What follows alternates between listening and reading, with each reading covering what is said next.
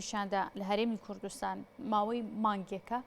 دانیشتوانی دەربەندیخان ئەمانگرتنیان ئەنجام داوە، خۆپیشاندانیان ئەنجام داوە، داواکاریان هەیە، ناڕازین لە ڕەوشی ژیانیان کە لە دەربەندیخاندا هەیە، ئەویش یەکێک لە کێشەکانیان نەبوونی ئاوی خاوێنە و خزمەتگوزاری پێویستە بۆ قەزای دەربەندیخان. ئەمڕۆیەک مانگی ڕێک بەسەر کێشە و مانگرتنەکاندا تێپەڕی لە وەڵامی مانگرتنی شیاندا ئەمڕۆ بە سەرجێگری سەرۆکی حکوومەتی هەرێمی کوردستان هاتە دەنگ لە بەرامبەر مانگرتنەکەیان، داواکاری و ناڕەزاییەکەیان. قوبات تاڵەبانی بڕیاریدا کێشەی نەخۆشخانەکان، کێشەی ئاو بۆ قەزای دەربەندیخان چارەسەر بکرێ و بڕیاریدا کە ئیتر لە ڕێگەی دابیکردنی 10 ملیۆن دۆلارەوە تەواوکردنی پرۆژەی ئاوی دەربەندیخان و 700 ملیۆن دیناریش بۆ نۆژەنکردنەوەی هۆڵی نەشتەرگەری تەرخانگ بکرێت، ساعتەکانی پێدانی کاربای نیشتیمانی لە دەربەندیخان بە هەمان شێوە زیاد بکرێت. لەسەر ئەم بابەتە و دواتر لە پاش ئەوەی کە دەنگیان گەشت بە جێگری سەرۆکی حکوومەتی هەرێمی کوردستان وەکو لایەنی وەکو کەسی یەکەم یاخود کەسە یەکەمەکان لە حکوومەتی هەرێمی کوردستاندا،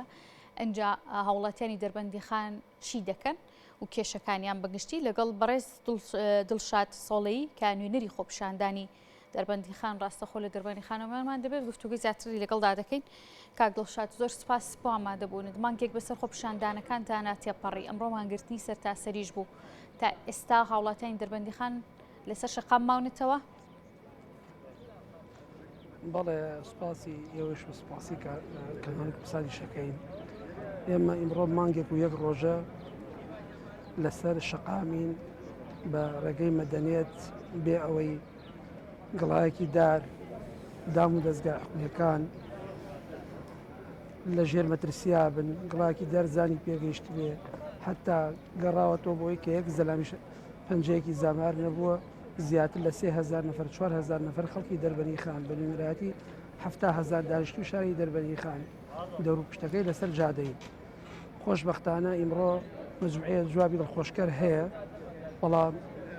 ئەم جوابانە تێبینیشیان لەسەرە. باش، بۆچی تا ئێستا لەسەر شەقام ماونێتەوە لە کاتێکە قوبات تاڵەبانی جێگەی سەرۆکی حکوومەت بڕیاریدا بە چارەسەرکردنی کێشەکانتان هات بە دەنگ داواکانەوە؟ من لێراوە سوپاسی کاقوبات دەکەین، سوپاسی نووسیگەکەی شەکەین، سوپاسی دام و دەستگای داری شایی دەربەندیخانی شەکەین کە ماوەیەکی زۆرە لە گفتوگووان ئێمە وەکو خۆمان وەکو ئەمەی ئێمە لەسەر شەقامین وەکو نوێنایی دەستەی ناڕازی 10 ملیۆن دۆلار تەرخان کراوە بۆ کێشەی ئاوی دەربەندیخان. ئەم کۆمپانیا کە لێرە ڕۆیشتووە حکوومەت قسەی لەگەڵا کردبووە بەهانەی زۆرە. ئەم 10 ملیۆن دۆلارە خەتە سەر ژمارە حسابیەک بە ناوی خەڵکی دەربەندیخانەوە بۆ قەزای ئاوی دەربەندیخان سەرفەکرێ. ئێمە سەعات 4 وەڵامی حکوومەتەینەوە، دوای سەعات 4 ئەم ئێوارە وەڵامی حکوومەتەینەوە لەسەر ئەم داواکاری. خەسەخانە و ساڵی عملیات و شوێنی شتەجووری دکتۆر لە 2007 ساڵی عملیاتمان نییە، لە دوای زەمینە زەبەوە ساڵی عملیاتمان نییە، شوێنی مانەوەی دکتۆرمان نییە. خۆشبەختانە ئیمڕۆ هاتن دەست بەکار بوون، سوپاسیانەکەین بە ئامێری پێویستی شەوەیەن ئینشەڵا ئامێرن، بەڵام تەندروستی دەربەندیخان کێشەی نەبوونی دکتۆریشی هەیە. دکتۆری بسپۆر هیوادارم لێرەوە جێگری سەرۆکی حکوومەت لەسەر ئەو بوارەش بێ دەدەم. تەندروستی سلێمانی وەزارەتی تەندروستی جێگری سەرۆکی حکوومەت ئەو بۆشایشمەوە بڕکاتەوە. کێشەی کارەبا لە دەربەندیخان چەند ساڵێکە بەردەوامە. ئەمە ئاوی خواردنەوە لە 2008 حکوومەت بەڕاستیی ئاوی خواردنەوە بۆ شوایی خواردنەوە نییە. ئەمەی کارەباکەی نەکرێ شتێکی دڵخۆشکەر نییە. 2 ساعت زیاوی کردووە، ئێستا کارەبای نیشتیمانی هەر باش بووە.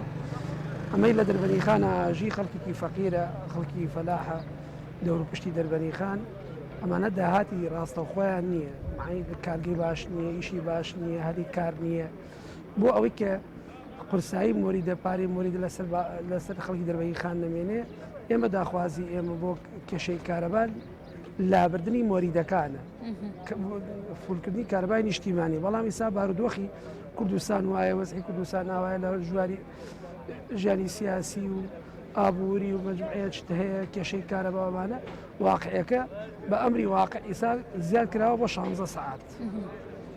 باشە ئێوە بۆچی 16 ساعت کارەبای نیشتیمان باشە ئەمێ بزانم بۆچی کارەبای مۆلیدە ڕەتەکەنەوە ئێوە لە کاتێکە ئەم کارەبای لە سەرتاسەر هەرێمی کوردستان بەکارهێنرێ خۆی ئێمە قەزەی ئێمە کارەبا ڕۆتوێ خەڵکی دەربەنی خان بۆ دوو شتەکەڕێت بێت نازمان هەیە بەسەر حکوومەتە دوو ئێمە ساحێبی دوو بەنداوین لە ئیسانە ئەم دەقەنا بەڵام لە ساڵانی پێشووترا ئێمە دەربەی خان توانێتی کارەبای لە ساعت سی لە ساڵ پێنج ئەم خاکە بەرهەم بێنێ سا ماقول نییە پارەی دوو کارەبایش بین و کارەبایشمان نەبێت ئەمە ئینی خۆی هەیە معای دانووسانی خۆی هەیە هەر بەردەوامە بین قەزیە تریش لەسەر ئاو ئێمە کێشەی ئاومان پێوەری ئاوە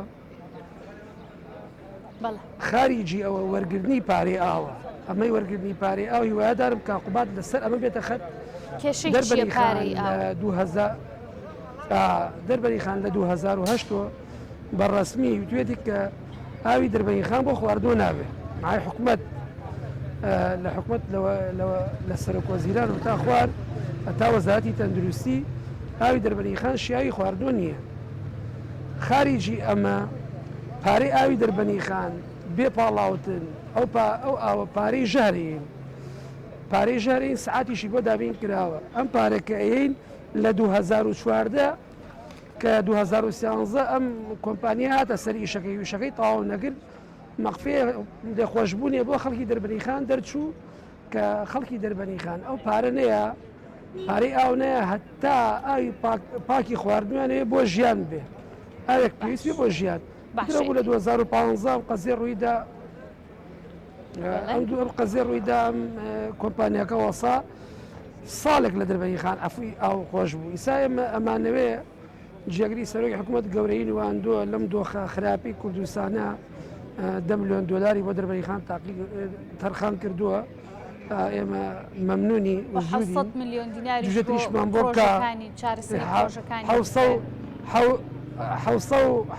چ ملیۆن دیاریشی دەرخان کردووە بۆ کێشەی تەندروستی دەربەنی خان ئەمە لە 2007ەوە کڕین و فرۆشتنی زۆر پێوەگرێت دوجار لە خۆشببختانە جێگری سەرۆکی حکوومەت هاتە سەرخەت ئێمە سوپاسیەکەین بەڵام ئێمە داواکایی ترمان هەیە ئەم شارە قەرزاری ئاوی پیسە پارەی ئاوی پیسە 8 ساڵە 9 ساڵ ئەم دەربەنی خان خەڵک بە کێشەی کڕینی ئاوە هەر ئیبادە بوو ئیسا ئەو لێخۆشببوونیە دەرکا بۆ ئەو پارەی کە خەڵک لای حکوومەت هەیەی حکوومەت لای خەڵک هەیەی بۆ ئەوەی کە فەریعەکمان بۆ بێ و لێرایش گەوریە بۆ تۆمار بکرێن باشە ئێستا ئێوە بەتەمان کەی کۆتایی بەمانگرتن و خۆپشاندانەکەتان بهێنن کاک دڵشاد لە کاتێکا کە دەنگتان گەیشتە لایەنی پەیوەندیدار و قوبات تاڵەبانی خۆی ئەمە وەکو ڕێزێک بۆ عقوبات بۆ نووسگەکەی کەعاتا بۆ قایمقامێت و ئیدارەی شار ئێمە ئەمانە هەستەمە مەسولات کردو لەم دۆخە خراپەی کوردستانە هاتنێتە پێش ئەمە ڕێزی تەقدیرە شیادی ئەوە ڕێز و تەقدیرە بەڵام تۆزیە وردەکاری هەیە لە کێشەی کۆمپانیاکە و کێشەی کۆمپانیاکە و حکوومەتە ئەم کۆمپانیا ئەمەی بە هەل زانیوە کە خەڵکی دەربەنی خان لەسەر جادن لەسەرینن پێی قورس کردووە لەسەر شانی حکوومەت مای تا و کاتە تا موعیدی سەری مانگو نهاتۆتە پێشەوە ناچارین ئێمە وەکو خەڵکی دەربەنی خان وەکو قایمقامەتی دەربەنی خان وەکو بانقی خەڵکی دەربەنی خان ڕێگە چارەوە دۆزینەوە بۆ وەرگرتنی ئەو پارە لەبەر ئەوەی ئەم پارەی خەڵکی دەربەنی خانە نەخورێت ئێوە ناتوانێت ئەو پارەیە بدرێتە ئەو کۆمپانیایی کە پێشتر کارەکەی بەدەستەوە بدرێتە کۆمپانیایەکە نا با من تۆ لە یەک تێ بگەین کۆمپانیاکە تای سەکێ نهاتێتە پێشەوە ئەرقەلە بۆ ئیشەکە دروستەکە ئێمە موعیدێکی کۆنکرێتی دارین بۆم کۆمپانیا ئەم کۆمپانیا ئەگەر هاتە پێشەوە